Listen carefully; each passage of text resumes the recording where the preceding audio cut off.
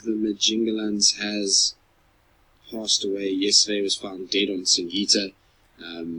That probably died of natural causes and then was fed upon by hyenas. So it was the Scar Nose Majingilane, not the dark-maned one that we saw here, which means that the dark-maned one is the last one that is left as far as we know. So there's only the last one left of that coalition that's as legendary as many that have come through here. So it's a bit of a shame and a horrible thing to kind of think about, and it's never nice when you have a situation where, coalition goes. But they were old males. I mean, they've been dominant for probably now it's almost 8 years that they were dominant in the Sabi Sands. They came in 2010. And so, it's a long period that they've been around for, and they've really done a good job.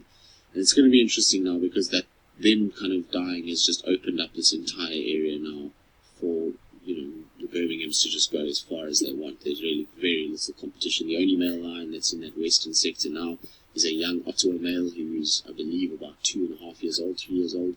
So he's got no chance if the Birminghams go that way.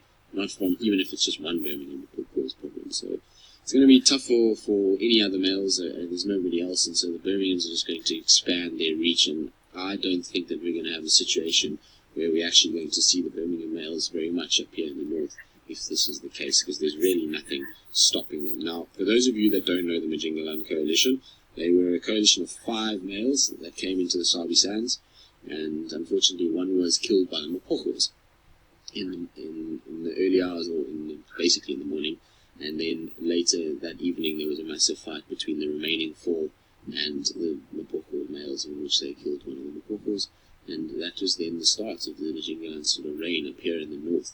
From there, they then spread. They went south into Malamala, Londolozi. They were there for a long period, and we used to see them kind of coming in and out from here. And then eventually they went all the way down to the west, where they started to dominate. And the particular male that we are talking about was a male that had a kind of nose where he had lost a lot of his fur and a lot of scarring that had taken place on his nose. And he was a very, very pretty male. So I've got a picture of him. Actually, I was looking through photos last night because I heard about this last night, and I was trying to find a picture of him. So that's what he looks like. When he was in his prime, he has this very, very interesting nose that was scarred and cut and broken and all kind of sort of damaged.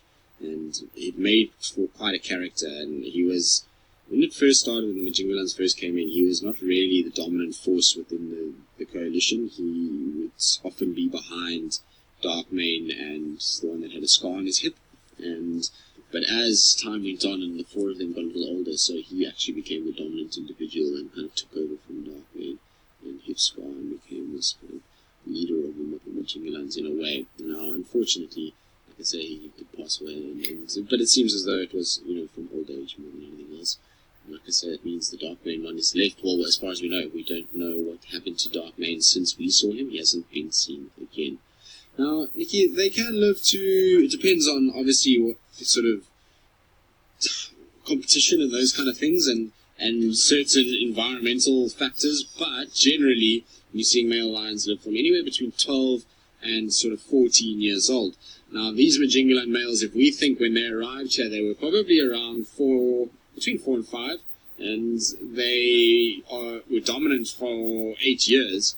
You can think that those guys were probably about 13, maybe even 14, if we push it a little bit. So it's old for male lions. It's a long sort of life that they've led, and they were great for this kind of area. They fathered many, many, many cubs that survived. In fact, some may say that they fathered more cubs than the Mapochos in terms of actually raising to maturity, which is pretty interesting. So it's an amazing kind of sort of story that they've had, and how they came in, and that was really kind of where their fame came from, is that they were the males that challenged the Mapochos for the first time, and kind of had, I mean, I wouldn't say they were very successful, but they had some semblance of success by being able to catch the Mapochos in a situation where it was just the 2 of them together, and they was outnumbered, and they weren't bigger than the Mapochos at that stage, but they were able to slowly but surely apply the pressure. And the thing about the Majingilane males and why they was just always so strong and why they did so well is that they always stuck together, those 4. They never used to find them apart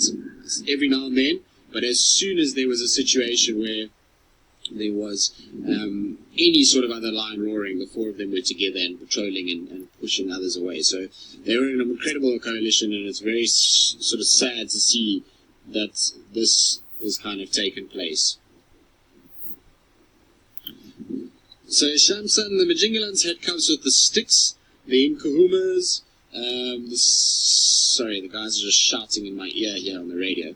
The Nkuhumas, the Torchwoods, they did mate with. I don't know if they ever produced cubs with them. The Four Ways Brides, the Manganes, the Salalas, the Ottawas, the Shamungwes, who else am I missing?